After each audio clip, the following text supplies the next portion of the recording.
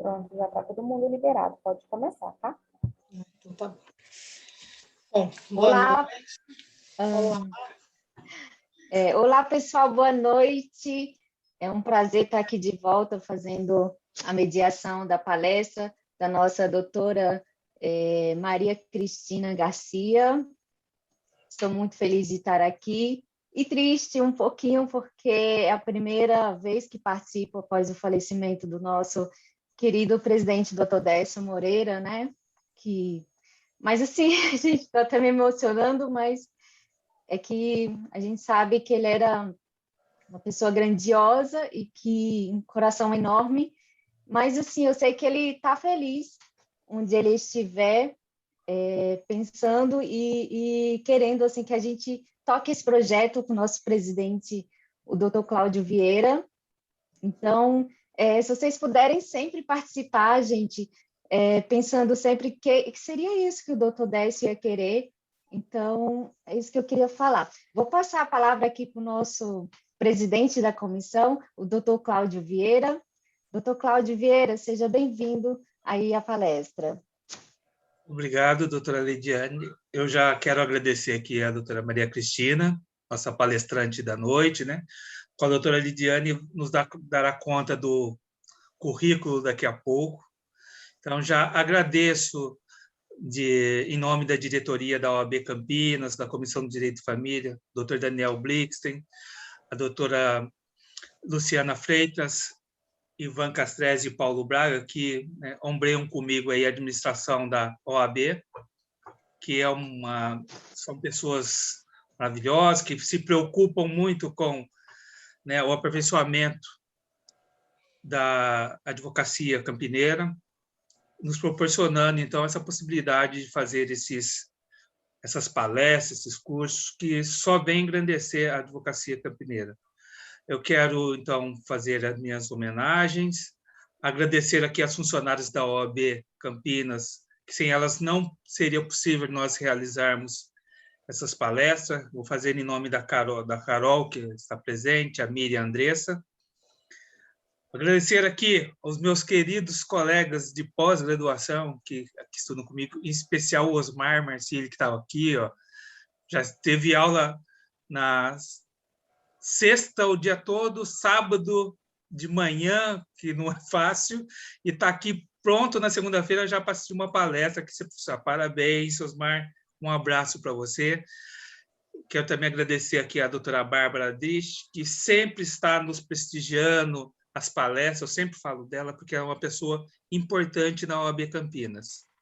E os demais, pessoas que vêm aqui nos prestigiar a comissão, as palestras, os eventos que nós realizamos aqui na OAB.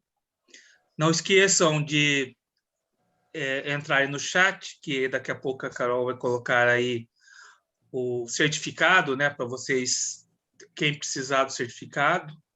Então, preencham os formulários e receberá por e-mail o certificado aí da palestra de hoje, tá?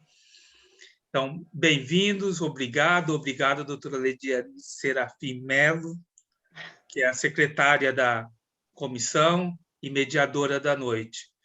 Eu passo a palavra para ela, devolvo a palavra para que ela faça a apresentação da nossa palestrante, tá, da noite de hoje, e bom evento a todos. Obrigado. Viu? Obrigada, presidente.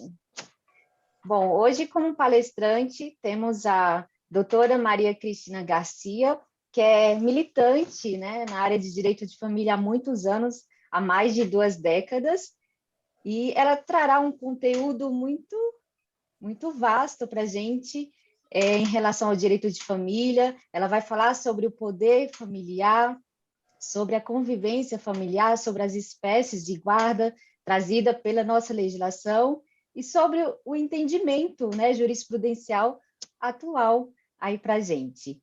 Doutora Maria Cristina, seja muito bem-vinda. É um prazer tê-la conosco aqui, dando essa palestra e nos trazendo assim um amplo conhecimento. Isso é muito bom. Seja bem-vinda, doutora. Muito obrigada, doutora Leidiane. Eu gostaria também de agradecer, primeiramente, ao nosso presidente da OAB, doutor Daniel Brinkstein, ao doutor Cláudio Vieira, presidente da Comissão de Direito de Família, aqui presente, que tanto me honra, me prestigia. Gostaria de fazer uma homenagem especial a quem a doutora Leidiane lembrou, doutor Décio Moreira. Eu tive o prazer de conhecer um excelente, talentoso profissional e, acima de tudo, uma excelente pessoa. Nos deixou aqui há pouco tempo e com muita saudade. Então, eu presto essa homenagem hoje a ele também. Também gostaria de agradecer a todos que estão aqui, né, despendendo tempo, como bem o doutor Cláudio falou, tem uma pessoa assistindo aqui, apesar de todo o cotidiano,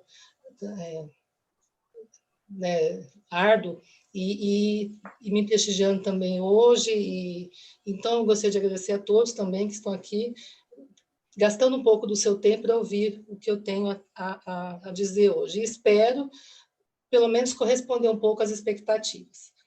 Bom, o tema que me deram, que eu vou tentar falar hoje de uma forma sintética, né, até por conta do nosso tempo, é sobre a guarda, sobre o poder familiar e a convivência familiar, né, o que a gente chama de guarda.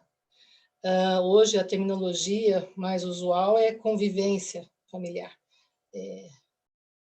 E eu penso que eu penso importante a gente distinguir o poder familiar da guarda, porque no meu dia a dia eu percebo que há muita confusão, há muito receio, muitas dúvidas do que se trata, o poder familiar e a guarda.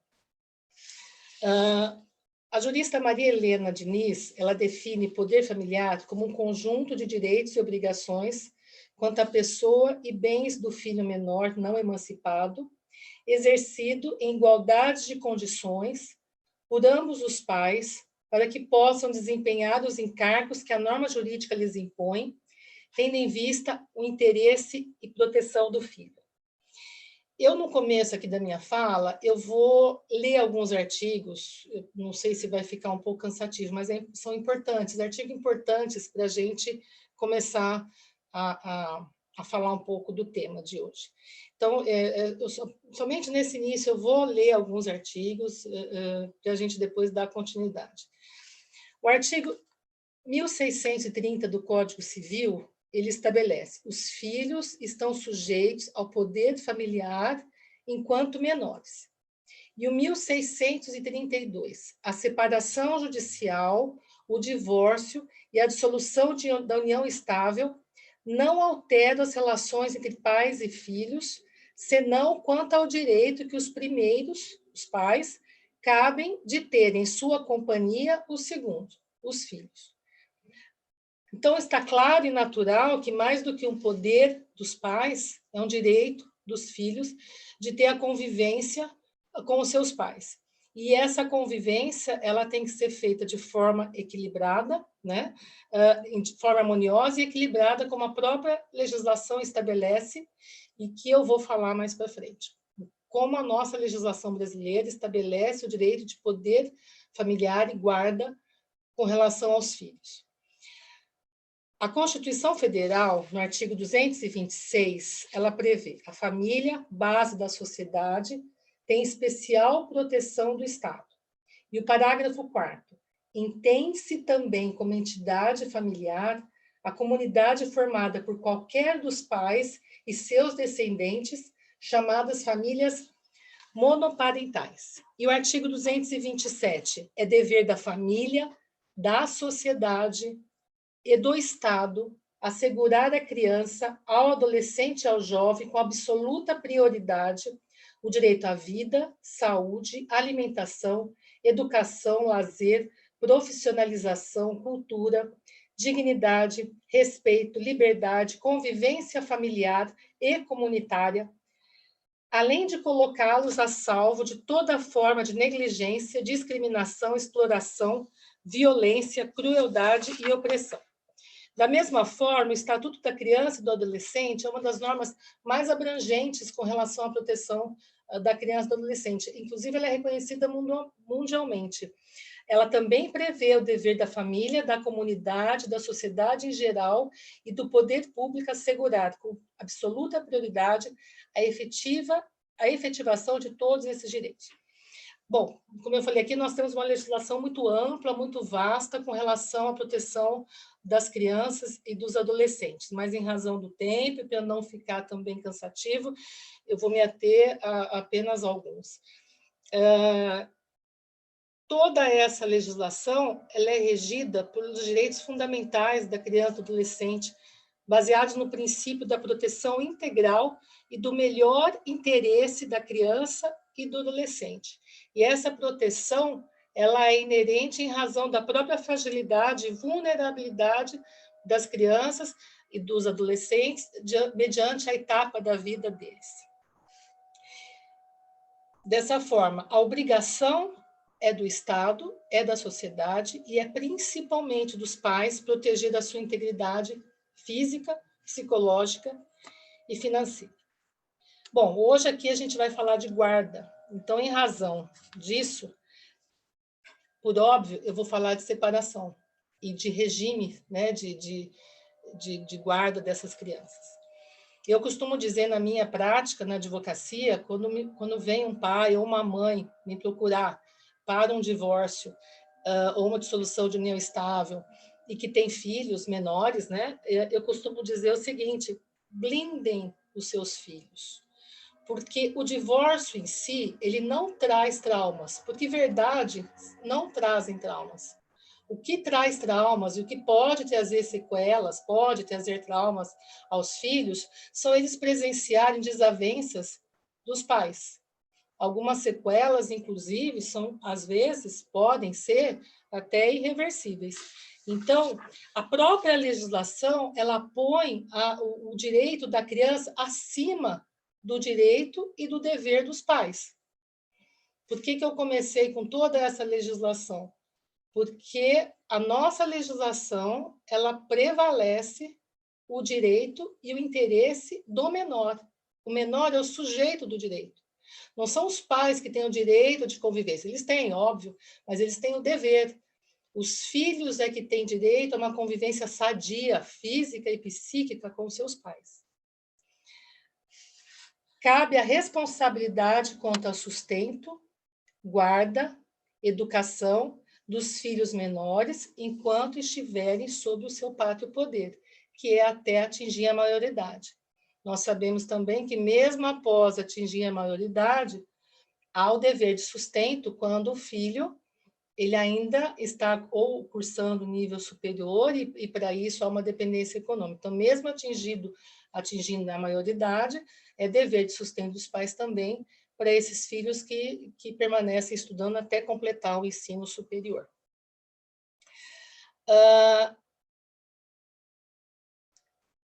A obrigação de ter o direito de convivência da guarda, ela permanece, num caso de uma eventual separação, ainda que a guarda seja unilateral e fique apenas com um genitor, o outro genitor continua com o seu poder familiar. A separação não extingue o direito do pai, que não é o guardião, ao seu poder familiar. Eu quase aqui falei pátrio poder, por quê? Porque antigamente, no Código Civil de 1916, era chamado pátrio poder, uma terminologia machista, né? Pátrio poder. Eu fui buscar no Código Civil antigo, antes do Estatuto da Mulher Casada de 62, e ele fala lá, o marido era o chefe da sociedade conjugal e que lhe competia a representação legal da família. Então, ele era o chefe da sociedade conjugal, ele competia a representação legal da família. Aí veio o Estatuto da Mulher Casada, em 1962, e melhorou, evoluiu. Aí passou a constar o seguinte, no artigo 233 do Código Civil. O marido é o chefe da sociedade conjugal, função que exerce com a colaboração da mulher. Hoje, felizmente, com a nossa Constituição, né, que não há distinção, né?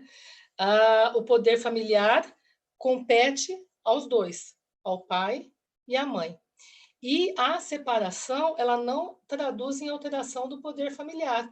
Ainda que esse pai ou essa mãe fique com a guarda do filho, o outro permanece com o seu direito do poder familiar. Eu percebo que o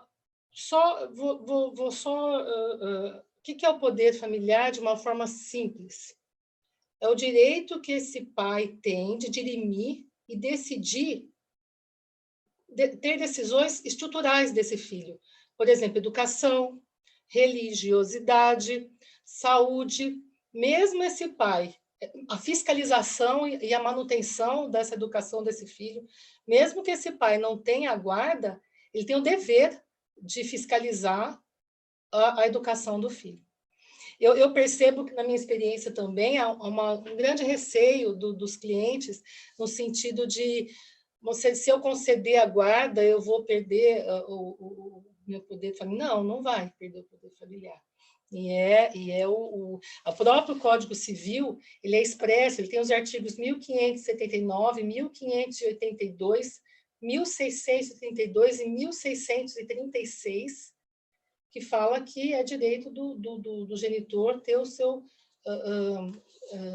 o poder familiar. Bom, esse poder familiar, ele independe de ter sido, do casal ter sido, dos pais terem sido casados ou não, né? Isso é por óbvio.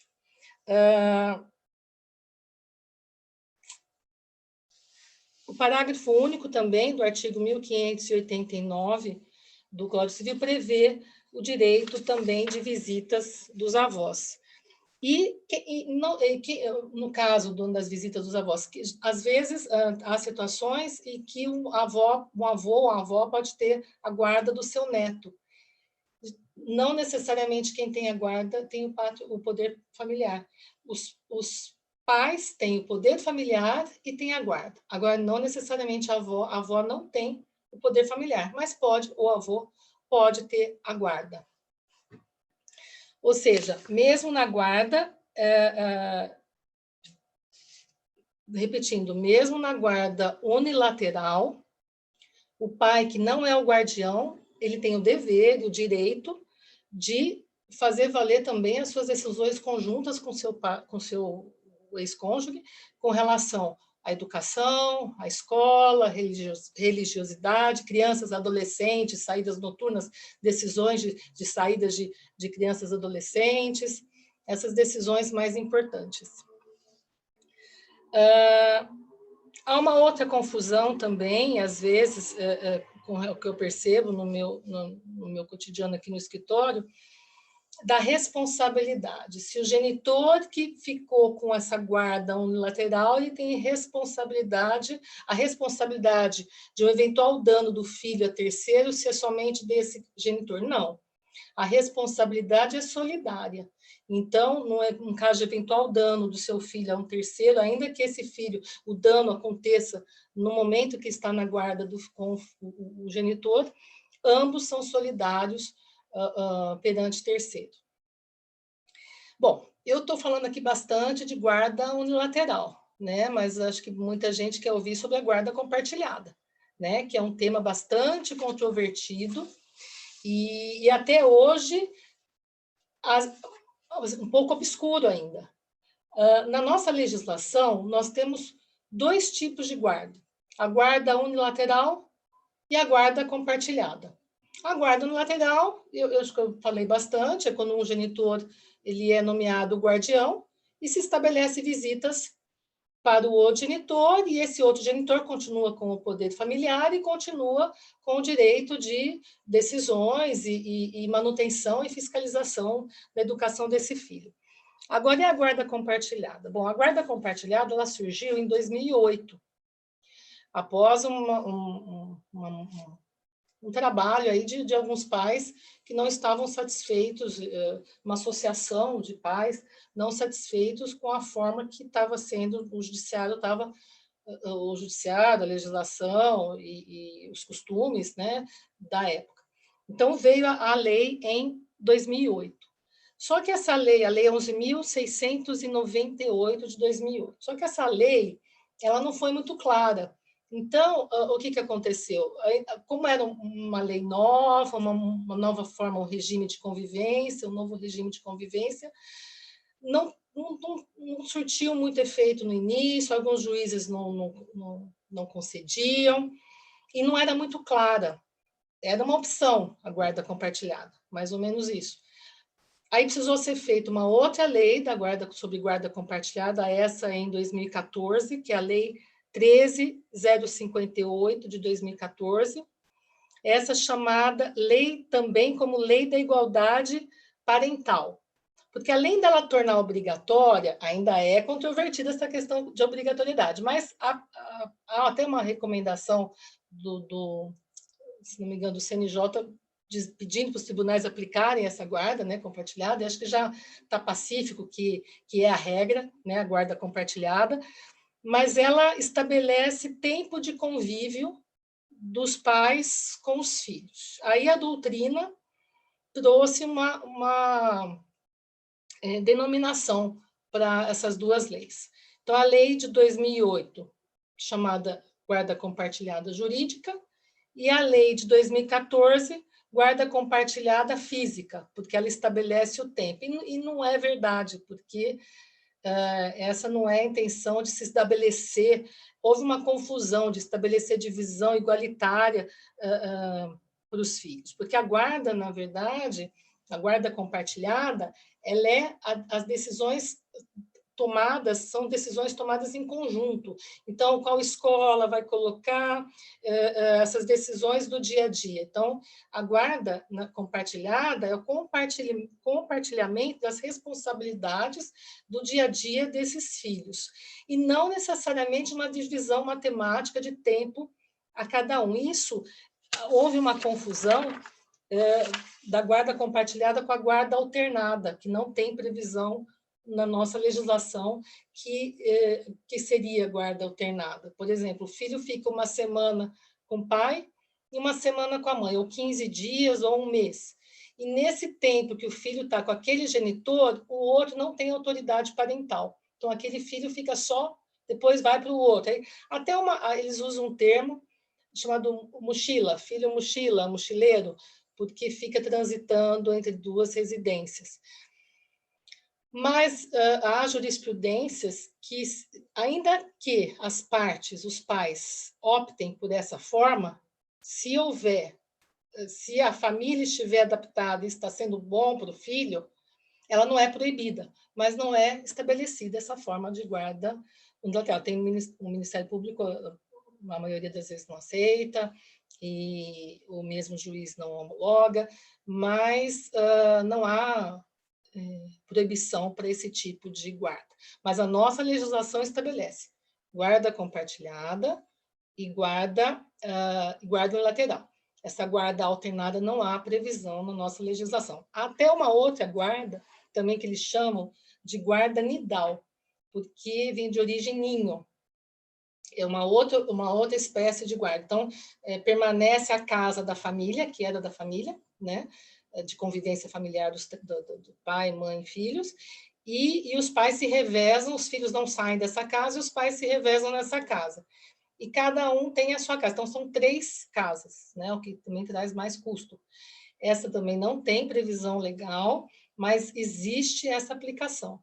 E se as partes assim decidirem, né? Se houver consenso entre as partes, existe essa forma também.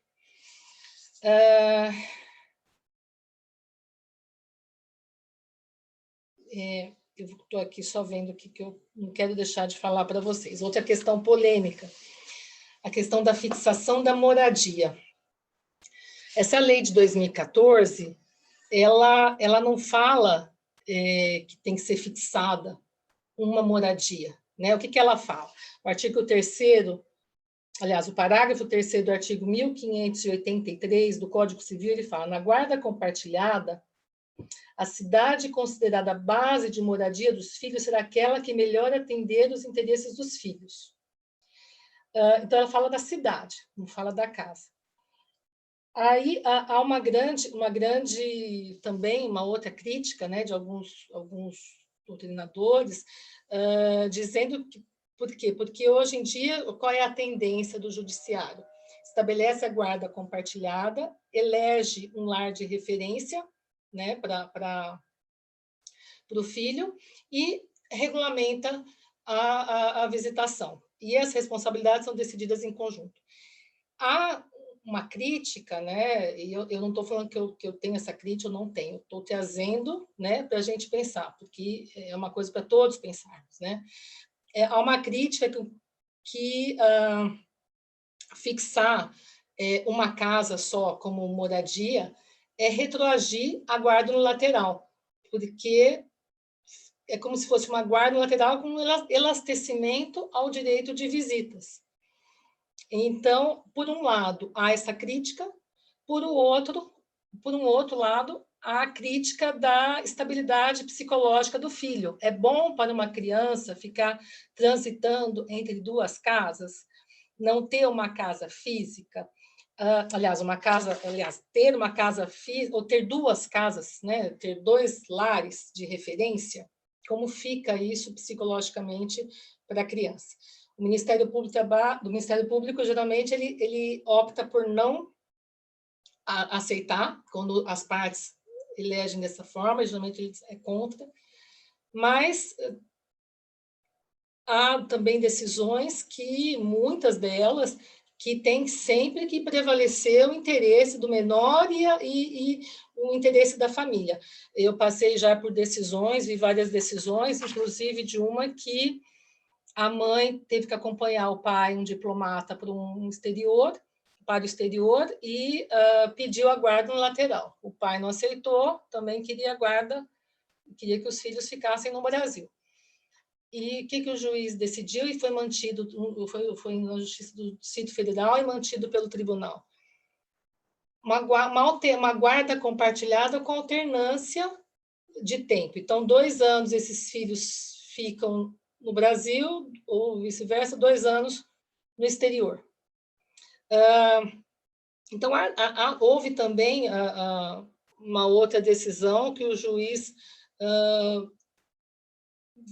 quando foi feito o estudo, a família já estava adaptada a essas duas casas, né, essa alternância. Então, o juiz achou que os filhos já estavam bem adaptados, foi feito um estudo social e estavam adaptados, e homologou a decisão. Então, para vocês verem como a questão da guarda compartilhada, ela não é tão simples, mesmo precisamos de duas leis, né, para regulamentar, e ainda assim nós temos muitas controvérsias.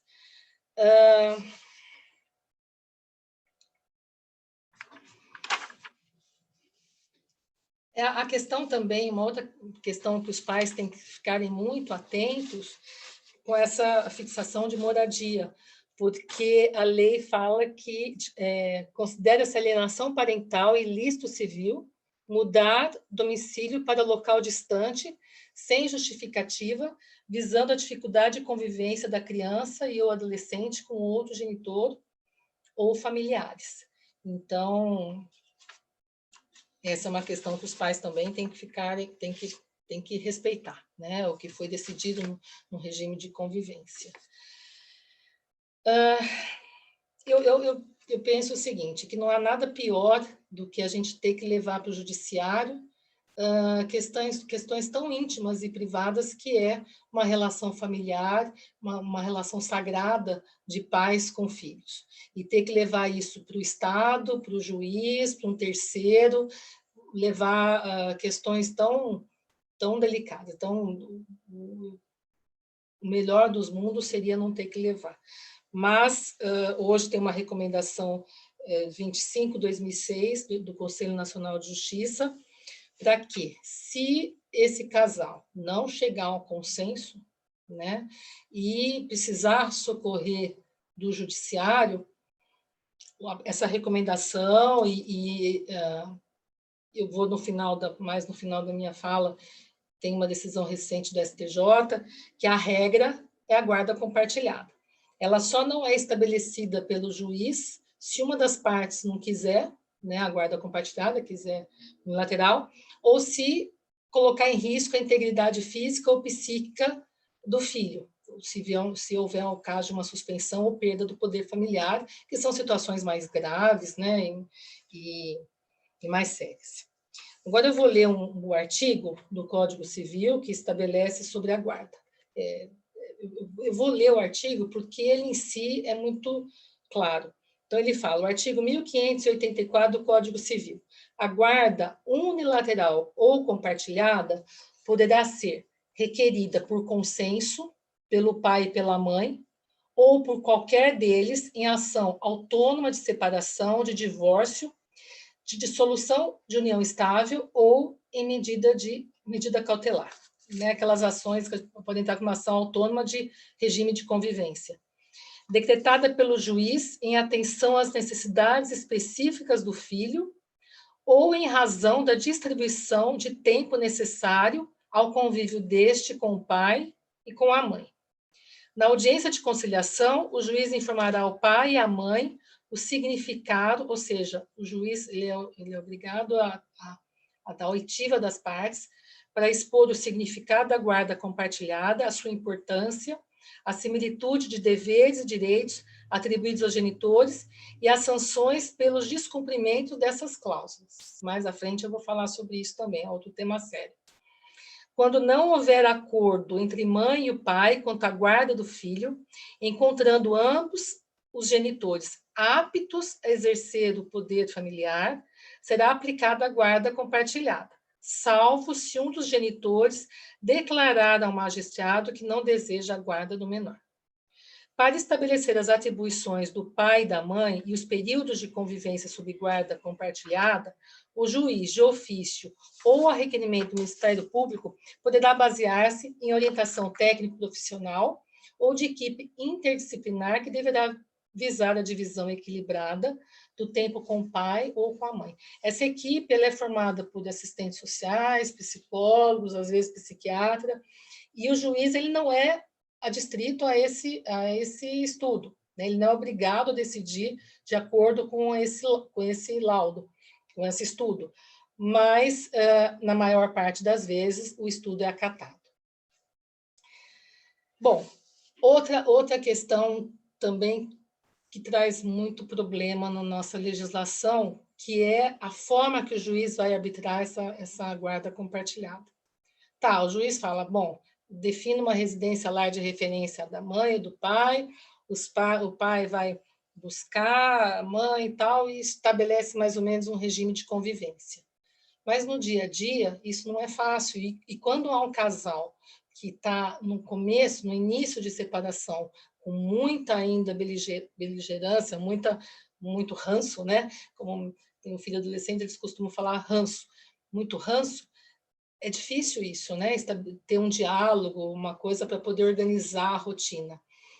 Rolf Madaleno, um advogado especialista em direito de família, acho que os advogados todos aqui, especialmente da Comissão de Direito de Família, né, sabe quem é, ele sugere o modelo do direito espanhol. Lá eles aplicam um documento chamado Termo de Parentalidade ou Plano de Parentalidade. Então, tá, o juiz deu a decisão, mas isso estabelece toda a rotina do filho. Então, qual escola, qual religião, como é que os pais vão se comunicar com relação aos filhos, qual o plano de saúde que vai ser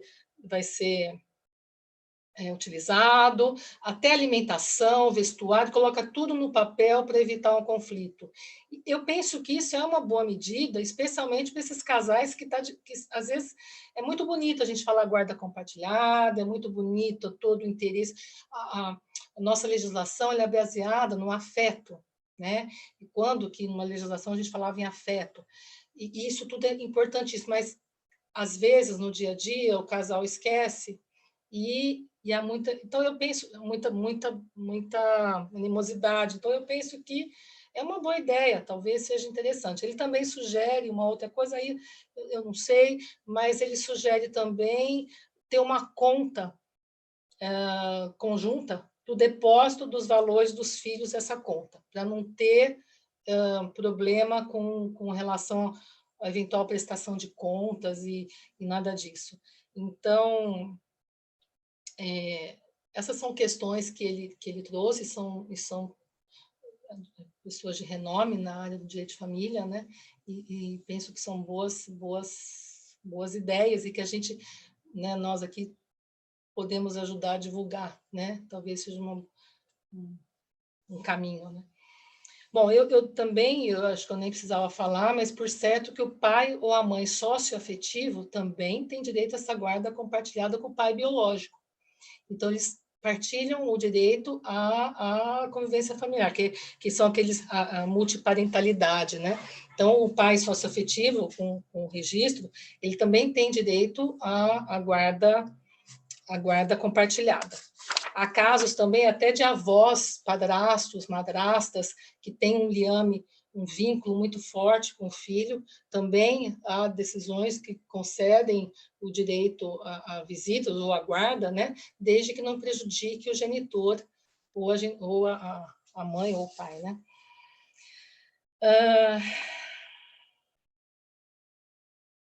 Essa questão do direito de terceiros, né? A guarda está prevista no próprio artigo 33, parágrafo 2º e 4º do Estatuto da Criança. Então, o artigo 33 fala: a guarda obriga a prestação de assistência material do Estatuto da Criança e do Adolescente. Então, a guarda obriga a prestação de assistência material, moral e educacional à criança ou adolescente, conferindo a seu detentor o direito de opor-se a terceiros, inclusive aos pais. E o parágrafo 4º, salvo expressa e fundamentada determinação em contrário, a autoridade judiciária competente, ou quando a medida for aplicada em preparação para adoção, o deferimento da guarda de criança ou adolescente a terceiros não impede o direito de exercício de visitas pelos pais, assim como o dever de prestar alimentos, que serão objeto de regulamentação específica a pedido do interessado ou do Ministério Público. E o artigo 227 e o artigo 4º do Estatuto da Criança e do Adolescente também já assegurava o direito de convivência familiar com sua família extensiva, parentes próximos ou com quem possui afinidade. Um exemplo, padrasto ou madrasta. Mas, de qualquer forma, independente disso tudo, não se pode esquecer que sempre prevalece o interesse do menor. Então, no caso de crianças muito novas, né, que ainda estão amamentando, ou pais ausentes, ou que não têm condições, ou um pai ou uma mãe que não tem condições de moradia básica. Então, não é porque a guarda compartilhada é regra que se aplica imediatamente, tem que se considerar tudo isso também. Então, não cabe, por exemplo, um filho que está amamentando ter um pernoite com o genitor. Nesse sentido, o enunciado 603 e 605 das Jornadas do Conselho da Justiça Federal, eles dispõem a distribuição do tempo de convivência na guarda compartilhada deve atender principalmente ao melhor interesse dos filhos, não havendo a divisão de forma equilibrada que alude o parágrafo 2º do artigo 1583 do Código Civil, representar livre ou, ao contrário, repartição de tempo matematicamente igualitária entre os pais. E o enunciado 605 fala: a guarda compartilhada não exclui a fixação de regime de convivência. Outra questão polêmica, a questão dos alimentos.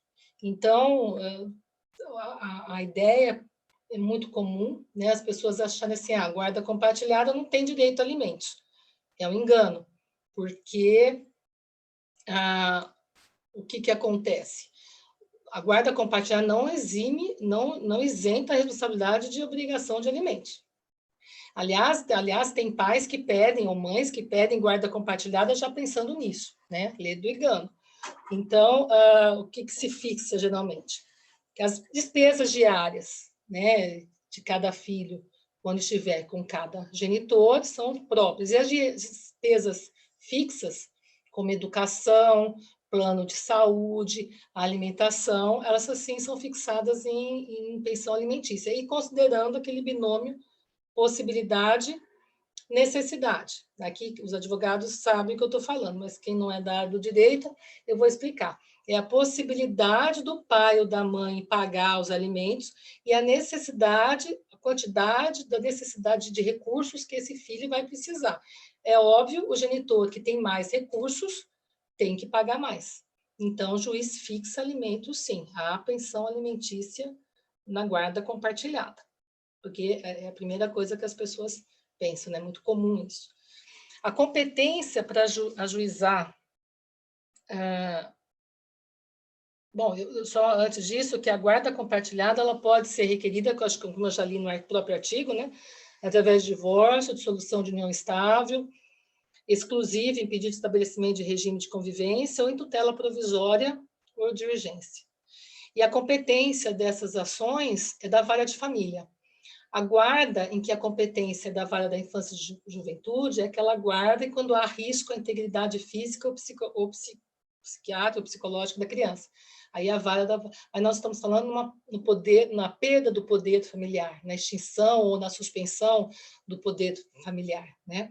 Então essa guarda, quando ela é solicitada, é requerida, esse tipo de guarda que está previsto no Estatuto da Criança e do Adolescente, aí a competência é a vara ajuizada, a vara da infância e juventude, de acordo com o artigo 148 do Estatuto da Criança e do Adolescente. Existe uma recomendação no 50 de 2014 do Conselho Nacional de Justiça recomendando aos tribunais estimularem a adoção de mediação como forma de resolver os conflitos dos pais. Também isso é um outro mecanismo. Existe tanto a mediação como a conciliação quando há processos, né? Para tentar fazer com que esses pais que não conseguiram chegar, né, a um consenso possam fazer. Bom, como eu tenho falado aqui a todo momento, é o direito da criança, né? O interesse maior é da criança ou adolescente. Quando eu falo criança, criança ou adolescente. E é um direito dos pais, sim, é lógico, mas é mais um dever. E quando esses pais não cumprem o termo de acordo de convivência, deixa de fazer visita, ou deixa de fazer as visitas em datas festivas, causando dano ao filho, um dano psíquico, ele é responsável por isso, ele pode sofrer, isso já está quase pacificado, né, por abandono afetivo da criança, então ele é sujeito a responder por dano moral ao filho, além de situações mais graves, da suspensão do poder familiar e até da instituição do poder familiar, né? Então, essa obrigatoriedade de se cumprir da convivência, das visitas dos filhos, né? Ela pode gerar dano para o filho se não fizer, e esse pai responder civilmente por indenização, né? Por abandono afetivo. E com relação à obrigação do cumprimento de convivência, há inclusive, pode-se inclusive fixar multa pecuniária diária em caso de descumprimento, tanto para quem não cumpre e como para quem impede o outro de cumprir, porque essa era uma confusão muito grande no passado, né? Os pais tinham que fazer boletim de ocorrência porque a mãe não deixava ver o filho, antigamente da mente da mãe. Então, há a responsabilização civil por dano moral nas duas situações, se pode fixar multa, né, pecuniária diária às trens, né, naquele pai que deixa de visitar, causando dano ao filho, e aquela mãe ou pai, quando eu falo pai, é pai ou mãe, né? E aquela mãe ou pai também que impede o outro de fazer as visitas. E esse caso, essa que impede o outro, ou esse que impede a outra de fazer a visita, ela caracteriza-se como alienação parental. Aí a gente vai entrar numa outra legislação, que é a Lei da Alienação Parental, e que no artigo 6º eu vou ler: caracterizados atos típicos de alienação parental, ou qualquer conduta que dificulte a convivência da criança ou adolescente com o genitor, em ação autônoma ou incidental, o juiz poderá, cumulativamente ou não, sem prejuízo da decorrente responsabilidade civil ou criminal e da ampla utilização de instrumentos processuais aptos a inibir ou atenuar seus efeitos, segundo a gravidade do caso, declarar a ocorrência de alienação parental e advertir o alienador, ampliar o regime de convivência familiar em favor do genitor alienado, estipular multa ao alienador. Determinar acompanhamento psicológico e biopsicossocial, determinar a alteração da guarda para a guarda compartilhada ou sua inversão, determinar a fixação cautelar do domicílio da criança ou do adolescente e declarar a suspensão da autoridade parental. E o parágrafo único diz, caracterizando mudança abusiva de endereço, inviabilização ou obstrução à convivência familiar, o juiz também poderá inverter a obrigação de levar para ou retirar a criança ou adolescente da residência do genitor, por ocasião das alternâncias dos períodos de convivência familiar.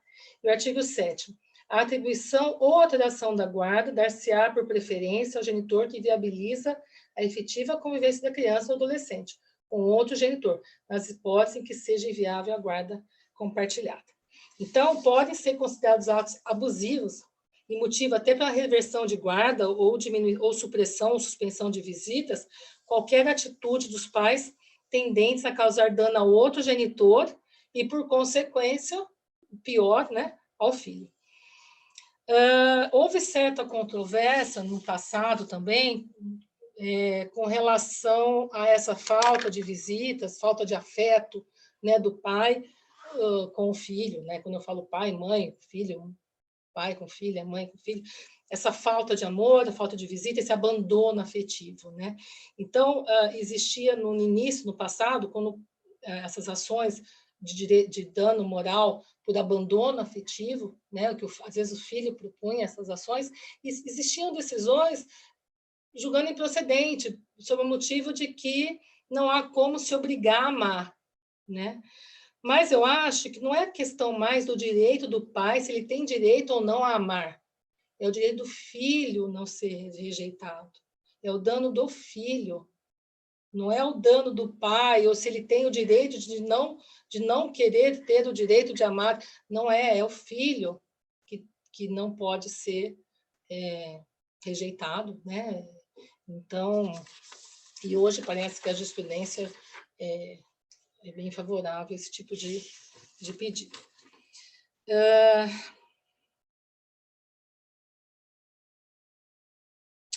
Eu recente, até estava falando para a doutora Leidiane, contei uma decisão recente agora, dia 31 de maio, agora desse ano, um acordo, um RESP do STJ, da ministra Nancy Andrighi, e eu vou mostrar aqui o que o tribunal tem entendido.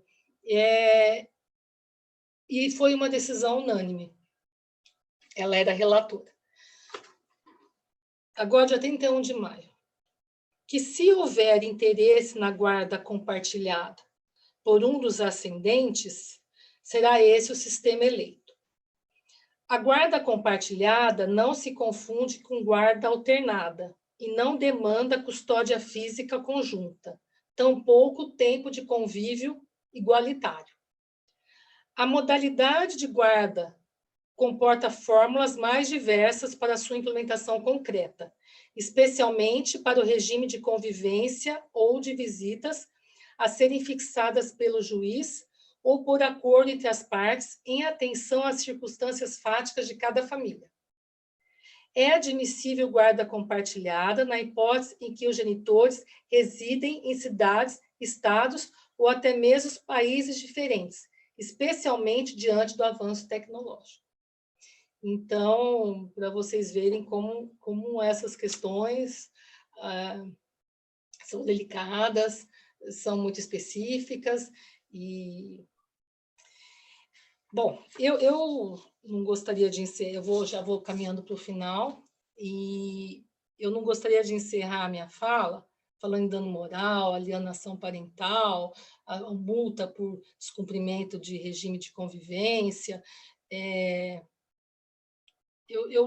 Nos meus estudos, preparando aqui para hoje, eu passei por um trecho do Leonardo Boff, que eu achei muito bonito, e eu gostaria de ler para vocês. O cuidado representa uma atitude de ocupação, preocupação, responsabilização e envolvimento com o outro. entra na natureza e na constituição do ser humano. O modo de ser cuidado revela de maneira concreta como é o ser humano. Sem cuidado, ele deixa de ser humano. Se não receber cuidado desde o nascimento até a morte, o ser humano desestrutura-se, definha, perde sentido e morre. Se ao largo da vida não fizer com cuidado tudo o que empreender, acabará por prejudicar a si mesmo, por destruir o que estiver à sua volta. Por isso, o cuidado deve ser entendido na linha da essência humana. E mais, a gente está falando aqui de crianças e adolescentes. A nossa legislação, como eu falei, ela é toda, além dos princípios de proteção integral à criança e adolescente, é a relação do afeto, né? Que é o afeto entre pais e filhos. Ele é um sentimento natural, ele desabrocha da alma, e eu penso que se os pais conseguirem entender o que a legislação está demonstrando, o judiciário, todos os atores do direito, se os pais em situação de separação e quando tem filhos, colocarem os filhos acima das suas desavenças, talvez possa haver uma desjudicialização, a gente não precise levar para o Estado essas questões privadas, né? E eu acho que é isso e me coloco à disposição. Doutora, parabéns. A doutora foi ótima. Parabéns mesmo. Tenho duas perguntas aqui. Uma da Nancy Marques. Posso passar para a doutora? Não. Se eu puder responder, vamos lá. Olha, a primeira pergunta é: os pais morando em cidades diferentes e distantes, pela sua experiência, a doutora acha que na prática funciona a guarda compartilhada? Essa é a pergunta da Nancy. Porque há uma confusão da guarda compartilhada com o físico somente, né? Então, a guarda compartilhada é muito mais que a presença física. Não importa a quantidade, importa a qualidade com o filho. Às vezes a gente vê pais. Agora, a pandemia é um exemplo disso, né? Os pais ficaram muito tempo com os filhos. É óbvio, né, que todo mundo precisou ter um pouquinho de sanidade para lidar com a situação. Mas quer dizer que essa quantidade de tempo, né, revela bem-estar, né? Então, às vezes, porque o que eu percebo que a intenção da lei, qual é? Não distanciar o pai ou a mãe, né? Quando eu falo pai e mãe. Então, a intenção da lei é aproximar, não ficar... O que eles não querem são visitas. Antigamente, como eu falei do Código de 1916, o pai visitava uma vez a cada 15 dias. Olha que coisa mais dolorida isso, né? Então, mas mas hoje a gente tem avanços tecnológicos, como a própria ministra falou, nós temos, e a guarda ela é muito mais que o físico, é estar junto, é estar presente nas decisões, né? Todas as decisões eles vão ter que conversar. Então, vai mudar de escola, vai mudar de plano de saúde, posso deixar sair à noite, quando é adolescente? Olha, quer ir numa festa, pode? Essa escola chamou lá na reunião. Aliás, a escola, está na lei também, ela é obrigada a comunicar os dois, pai e mãe, de ausências, do programa pedagógico. Então, a guarda é muito mais do que espaço físico. Eu passei por decisões em que um morava em um estado e o outro morava em outro. Olha, eu não citei também esse aqui do exterior, né? Então, não é só o espaço físico. Muito obrigada, doutora. Imagina. Doutora, o Osmar também está pedindo aqui o número da decisão. Se a doutora puder depois compartilhar com a gente, passo, sim. Ou por aqui, eu passo para vocês, pode ser? Eu passo para vocês. Não quer colocar no chat ou no RESP? Só coloca o nome do RESP no chat. Olha, está aqui, eu não sei como é. Não, é só entrar no chat e colocar o número, que aí eles pesquisam. Então, peraí, deixa eu ver aqui, chat. Só coloca o número lá e o pessoal já acha. Tá ótimo. Eu tenho vários casos desses que os meus clientes eu tenho que dar aula de direito, porque eles chegam confundindo muito a guarda compartilhada com a guarda alternada, né? Sim, São sim. coisas totalmente diferentes. Aí ele Isso. fala, não, eu vou fazer, vai ficar 3 dias comigo e 3 dias. Eu falei, não é assim que você vai fazer. A guarda é o poder familiar e a guarda. Eu vou só.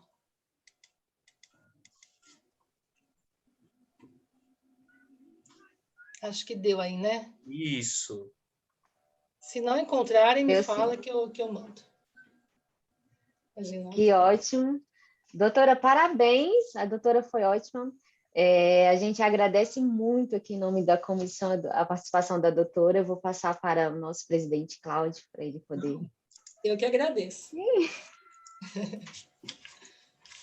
Não, eu agradeço imensamente a palestra, foi muito bacana, foi muito legal, para Maria Cristina. Podermos aqui colaborar com a gente, nós podemos estar aqui aproveitando do seu conhecimento, da experiência, né, que realmente é isso que a gente precisa no direito de família, trocar essas ideias, ter pessoas nos falando realmente como que o judiciário está agindo, como que nós devemos nos portar como advogado. Na outra palestra passada, até estava comentando, né, com o nosso palestrante, que ele falava assim, nós fomos criados, o advogado é criado para contenda, né? Nós entramos para contestação, réplica, não aprendemos, eu, pelo menos na época que eu fiz faculdade, não aprendi, essa nova turma que está vindo vem mais para conciliação, para novos meios de soluções de conflitos. E nós estamos preparados para o embate. E essa mentalidade tem que vir sendo alterada com isso. E, mais ainda, quando nós encontramos colegas que militam na área criminal, que aí é um embate mesmo. Não tem nada de conciliar, de fazer. Mas a mentalidade familiarista, né, essas palestras, essas conversas são muito proveitosas e úteis para que nós possamos estar realmente mudando, para que nós estamos evoluindo aí no direito, já que ele é tão dinâmico e não fica parado. A respeito do tema de hoje, eu já estava até acostumado que eu nem discutia com meus clientes, falava assim, olha, separou, vai fazer o divórcio, separação, né? Eu faço separação ainda, mas divorciou, a guarda já é da mulher, esquece, não vamos brigar. E a guarda já vai ficar como? Uma mudança totalmente de todo esse ordenamento, todo esse pensamento, e é importante que a advocacia, né, que os operadores de direito entendam isso que está acontecendo, toda a metodologia, como que é ficar numa pandemia, com as crianças em casa, como agora o pai tá brigando que não posso visitar mais meus filhos, em época de pandemia, agora como você vai fazer isso aqui? E se você é de um cargo de risco e mora em condomínio, todas essas questões que nós temos que discutir realmente.